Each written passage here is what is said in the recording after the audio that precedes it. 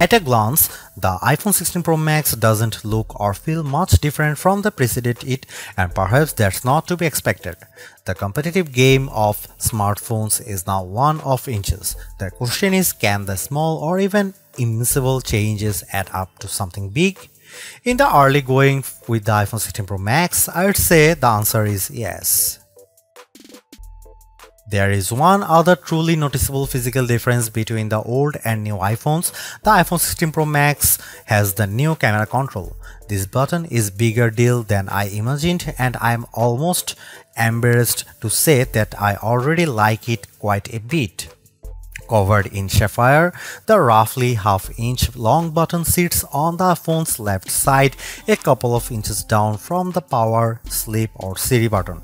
It's recessed and is both a physical button and haptic one.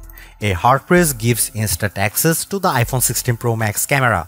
That's nice trick, but of course you could program the action button to do so too. However, when I pressed lightly on camera control, I felt a little haptic vibration and then could sweep up and down on the button to quickly switch between the phone's cameras. If I lightly pressed twice, I gained access to deeper image controls. Using the camera control, however, was not initially obvious. I was pressing too hard and then not hard enough. It took me about 20 seconds to figure it out. I could use camera control to switch zoom, depth of field and image styles. Oh, and you are not blindly guessing which settings the camera control enables. Every time I used it, a little black cutout appeared on the screen right next to the button to show me every setting and control. Yes, if you hold the phone in landscape mode, it begins to feel like you are using a traditional camera with one caveat. The feature that would let me light press to lock focus and long press to shoot is not yet enabled. I can, though, always full press to complete taking a photo.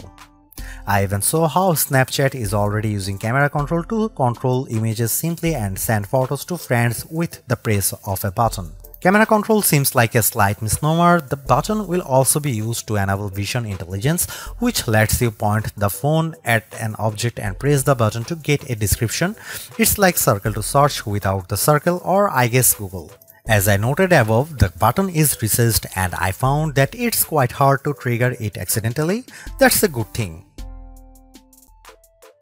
While I took a few pictures, I can't offer anything definitive about the cameras. What I will say is that there is a good news in this updated camera array. Now we have two 48 megapixel cameras, one on the main fusion camera and another on the new ultra wide. There is also still the 12 megapixel 5x tetra prism lens. The main camera is reportedly faster than ever with virtually no shutter lag. Between that and the updated image pipeline, I expect photography on this big phone to be better than ever.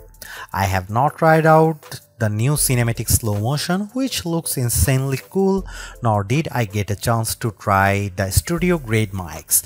I did see the latter in action and was impressed by how the in-frame setting could cut away any sound not coming from whatever was in the frame. I also thought the studio quality, which left in the background noises but emphasized the main subject's sounds, was quite good. The new 4K 120fps capable camera looks like it will transform how people take dramatic videos. I like that there is a new speed control that will allow for easier stepping up and down of playback speed.